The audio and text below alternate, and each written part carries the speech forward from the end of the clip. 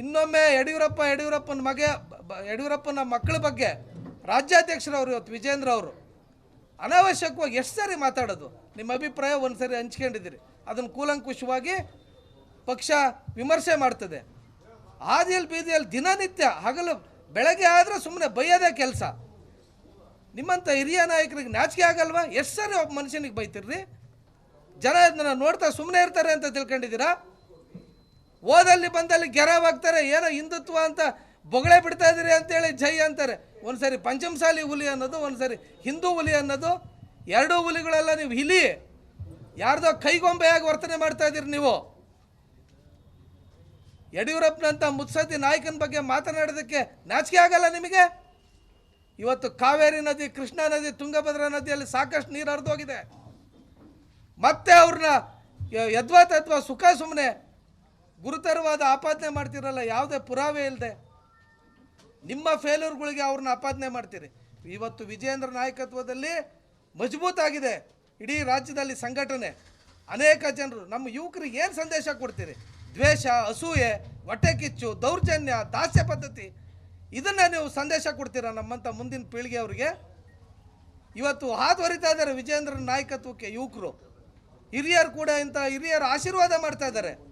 ನಿಮ್ಮ ಸಮಸ್ಯೆ ಇದ್ದರೆ ಪಕ್ಷದಲ್ಲಿ ಹೋಗಿ ಬಗೆಹರಿಸ್ಕೊಳ್ಳೋವ್ರಿಗೂ ಕಾಯಿರಿ.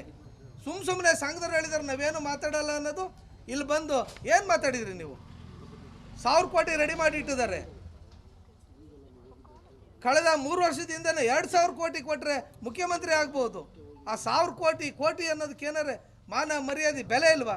ತೋರಿಸ್ರಿ. ಈಗ ಗೃಹ ಸಚಿವರು ಹೇಳಿದಾರಲ್ಲ, 1000 ಕೋಟಿ ತೋರಿಸ್ಬೇಕಲ್ಲ ಯಾರ ಹತ್ರ ಇದೆ, ಅದು ಎಲ್ಲಿದೆ ಅಂತ. ಏನಾರು ಬರಲಿ ಕೋರ್ಟ್ ಕೇಸು ಅಂತೇಳಿ ಸುಮ್ಮನೆ ಬಂಡತನದ ಪರಮಾವಧಿಯನ್ನು ನೀವು ಪ್ರದರ್ಶನ ಮಾಡ್ತಾ ಇದ್ದೀರಲ್ಲ. ಯಾರು ನಮಗೇನು ಹೇಳೋರಿಲ್ಲ ಕೇಳೋರಿಲ್ಲ ಅಂತ ತಿಳ್ಕೊಂಡಿದ್ದೀರಾ? ಜನ ದಂಗೆ ಹೇಳ್ತಾರೆ ನಿಮ್ಮಂಥ ಬಾಯಿ ಬಡಕರ ವಿರುದ್ಧ.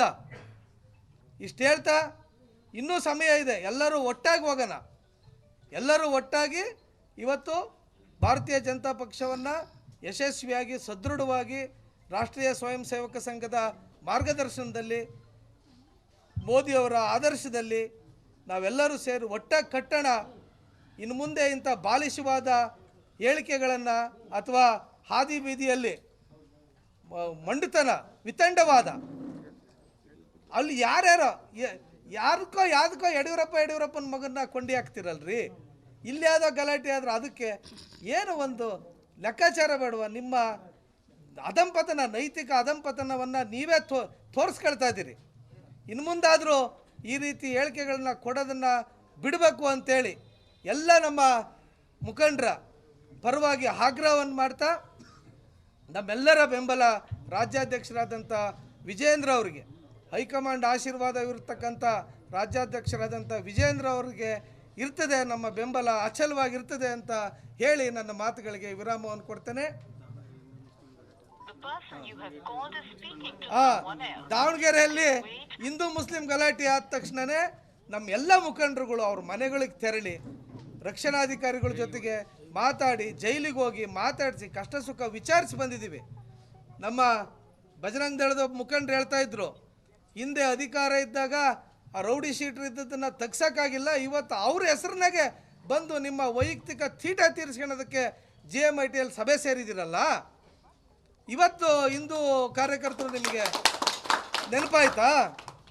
ಇವತ್ತು ಹೋಗಿ ಮನೆಗಳ ಭೇಟಿ ನಾವು ಆಲ್ರೆ ಅದಾಗಿದ್ದ ತಕ್ಷಣವೇ ಮಾರನೇ ದಿವಸನೇ ಎಲ್ಲ ನಮ್ಮ ರಾಷ್ಟ್ರೀಯ ಸ್ವಯಂ ಸೇವಕ ಸಂಘದವರು ನಮ್ಮೆಲ್ಲ ಮುಖಂಡರಿಗೂ ಶಬಾಷ್ಗಿರಿ ಕೊಟ್ಟಿದ್ದಾರೆ. ತಕ್ಷಣ ಪ್ರತಿಕ್ರಿಯೆ ಕೊಟ್ಟಿದ್ದೀರಿ.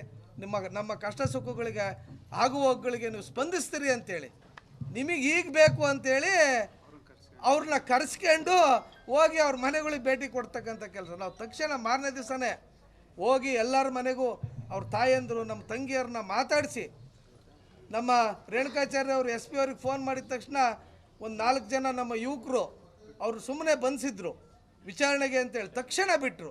ಅವರು ಎಲ್ಲ ನಮ್ಮ ತಾಯಂದರು, ಅಕ್ಕ ತಂಗಿಯರು ನಮಗೆ ಕೈ ಎತ್ತು ಮುಗಿದ್ರು. ನಾವೆಲ್ಲ ನಮ್ಮ ಜಿಲ್ಲಾಧ್ಯಕ್ಷರು, ಪ್ರಧಾನ ಕಾರ್ಯದರ್ಶಿಗಳು, ಎಲ್ಲ ಮುಖಂಡರುಗಳು ನಾವು ಹೋಗಿ ಅವ್ರ ಮನೆ ಭೇಟಿ ಕೊಟ್ವಿ. ಯಾರೂ ಭೇಟಿ ಕೊಟ್ಟಿಲ್ಲ, ಎತ್ತಾಳಂತ ಬಾಯಿ ಬಡ್ಕ ಭೇಟಿ ಕೊಟ್ಟಿಲ್ಲ ಅಂತ ಹೇಳ್ಬೇಕಷ್ಟೇ. ಹಿಂದೆ ಯಾರು ನಮ್ಮ ಹಿಂದುತ್ವವಾದಿಗಳು ಏನಾದರೆ ಪಕ್ಷದಲ್ಲಿ, ಅವರೆಲ್ಲರನ್ನೂ ಸೈಡ್ ಹೊಡೆದು ನಾನು ಹಿಂದೂ ನಾಯಕ ಆಗಬೇಕು. ಯಾಕಿಂತ ಮಾತಾಡ್ತಿರ್ರಿ? BJP ಇರೋದು ರೀ, ರಾಜ್ಯಾಧ್ಯಕ್ಷರು ಬಂದೇ ಬರ್ತಾರೆ, ಅವರೆಲ್ಲ ಅವ್ರಿಗೆ ನಾವು ಮಾಹಿತಿ ಕೊಟ್ಟಿದ್ದೀವಿ. ನಮ್ಮ ಮುಖಂಡರುಗಳು, ಮಾಜಿ ಸಚಿವರು, ಮಾಜಿ ಜಿಲ್ಲಾಧ್ಯಕ್ಷರು. ಮಲ್ಲಿಕಾರ್ಜುನ, ಘಟನೆ ನಡೆದ ತಕ್ಷಣ ಜಿಲ್ಲಾಧ್ಯಕ್ಷರು ವಿವೇಕ್ ಸ್ವಾಮಿ ಅವರು, ನಮ್ಮ ಅಜಯ್, ಲೋಕಿಕರ ರಾಜು, ಸುರೇಶ್ ಗಂಟಳಿ, ಭಾಳಷ್ಟು ಜನ ಮುಖಂಡರುಗಳು ಹೋಗಿದ್ದಾರೆ, ಎಲ್ಲರೂ ಹೋಗಿದ್ದಾರೆ. ರಾಜ್ಯಾಧ್ಯಕ್ಷರು ವರದಿ ಇಡೀ ಎಲ್ಲ ಕಡೆ ಓಡೋಕ್ಕಲ್ಲ. ಅದಾದ ನಂತರ ನಾವೆಲ್ಲರೂ ಹೋದ್ವಿ ಒಟ್ಟಾಗಿ, ಇಲ್ಲಿ ಗುಂಪಲ್ಲ. ಈಗ ರಾಜ್ಯ ಅಲ್ಲ, ಒಂದು ನಿಮಿಷ ಅಲ್ಲ, ಅವ್ರಿಗೆ ಅದಕ್ಕೆ ತಡಿ, ನಾನು ಹೇಳ್ತೀನಿ. ವರದರಾಜು ಅಲ್ಲ, ಎಲ್ಲದಕ್ಕೂ ರಾಜ್ಯಾಧ್ಯಕ್ಷರನ್ನ ನೀವು ಕಾಂಪಿಟೇಷನ್ ಮಾಡೋಕ್ಕಲ್ಲ, ನಾವು ಎಲ್ಲರೂ ಹೋಗಿದ್ದೀವಿ. ಅದು ಹಿಂದುತ್ವದ ಹೆಸರಿನಲ್ಲಿ ಭಿನ್ನಮತೀಯ ಸಭೆ ಮೊನ್ನೆ ನಡೆದು, ಹಿಂದುತ್ವದ ಹೆಸರು ಅಷ್ಟೇ, ಮುಖವಾಣಿ ನಡೆದು ಭಿನ್ನಮತ ಸಭೆ 1200 ಕೊಟ್ಟಿದ್ದಲ್ಲ. ಭಾಳಷ್ಟು ಸುದೀರ್ಘ ಮಾತಾಡಿದ್ದೀವಿ, ಒಂದೇ ನಿಮಿಷದಲ್ಲಿ ಮುಗಿಸ್ಬಿಡ್ತೀನಿ. ಭಾಳಷ್ಟು ಸುದೀರ್ಘ ಪತ್ರಿಕೋಷ್ಠಿ ಆಗಿದೆ, ಒಂದೇ ಒಂದು ನಿಮಿಷದಲ್ಲಿ ಮುಗಿಸ್ಬಿಡ್ತೀನಿ. ವೀರಶೈವ ಲಿಂಗಾಯತ ಒಳಪಂಗಡಗಳಿಗೆ 2A ಮೀಸಲಾತಿ ಕೊಡಬೇಕಂತ ಯಡಿಯೂರಪ್ಪನವ್ರು ಕ್ಯಾಬಿನೆಟ್ ತಗೊಂಡ್ಬಂದಿದ್ದು ಚರ್ಚೆ ಆಗಲೇಬೇಕಾರೆ ಇದನ್ನು ಬೆಳಗ್ಗೆ ಅಜೆಂಡಾದಲ್ಲಿನ ತೆಗೆಸಾಕಿದ್ರು. ಇದ್ರ ಜೊತೆಗೆ ಹಾಲು ಮತ್ತು ಸಮಾಜಕ್ಕೂ ಸಹ ಮೀಸಲಾತಿ ಕೊಡಬೇಕಂತ ಇತ್ತು, ಕರೆಸಿ ಚರ್ಚೆ ಮಾಡಿದರು. ಮತ್ತು ವಾಲ್ಮೀಕಿ ಸಮಾಜದ ಎಲ್ಲ ಸಚಿವರ ಸಭೆಗಳನ್ನು ಕರೆದ್ರು, ಚರ್ಚೆ ಮಾಡಿ ಎಲ್ಲ ಸಮಾಜಕ್ಕೂ ಭಾರತೀಯ ಜನತಾ ಪಾರ್ಟಿ ಯಡಿಯೂರಪ್ಪ ಸಾಮಾಜಿಕ ನ್ಯಾಯ ಕೊಡಿದರೆ ಯಾವುದೇ ಸಮಾಜಕ್ಕೆ ಅನ್ಯಾಯ ಮಾಡಿಲ್ಲ, ಇದೆಲ್ಲ ಅಪಪ್ರಚಾರ ಮಾಡ್ತಾರೆ, ಇದು ನಿಲ್ಲಿಸ್ಬೇಕಂತೇಳಿ ನಾವೆಲ್ಲ ಒತ್ತಾಯ ಮಾಡ್ತೀವಿ. ನಾವೆಲ್ಲ ಸರ್ವಾನುಮತದಿಂದ ವಿಜಯೇಂದ್ರ ರಾಜ್ಯಾಧ್ಯಕ್ಷ ಇದ್ದಾರೆ, ಹಾಗೆ ಅವ್ರ ಪರವಾಗಿರ್ತೀವಿ ನಾವೆಲ್ಲ. ಹೌದೇನಪ್ಪ? ಎಲ್ಲರೂ ಒಕ್ಕರ್ಲ ಅಭಿಪ್ರಾಯ.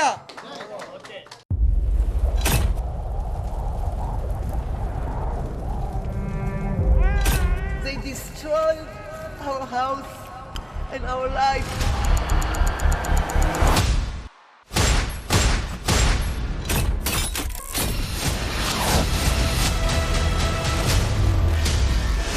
ಹಮಾಸ್ ಉಗ್ರರ ದಾಳಿ ಭಯಂಕರವಾಗಿದೆ.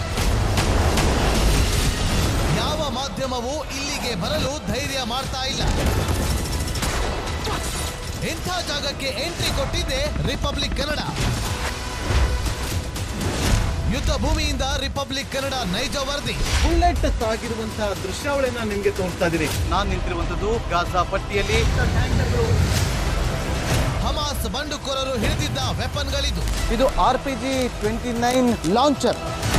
ಛಿದ್ರಗೊಂಡಿರುವ ಕಟ್ಟಡಗಳು. ಈ ಮನೆಯಲ್ಲಿದ್ದಂತಹ ಬಾಡಿಗಳನ್ನ ಸುಟ್ಟು ಕರಕಲಾಗಿದೆ.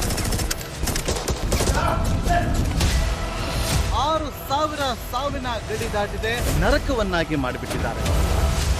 31 ದಿನಗಳಿಂದ ಯುದ್ಧ ಭೂಮಿಯಲ್ಲಿ ನಿಂತು ರಿಪಬ್ಲಿಕ್ ಕನ್ನಡ ವರದಿ ಮಾಡ್ತಾ ಇದೆ. That powerful people come from powerful places.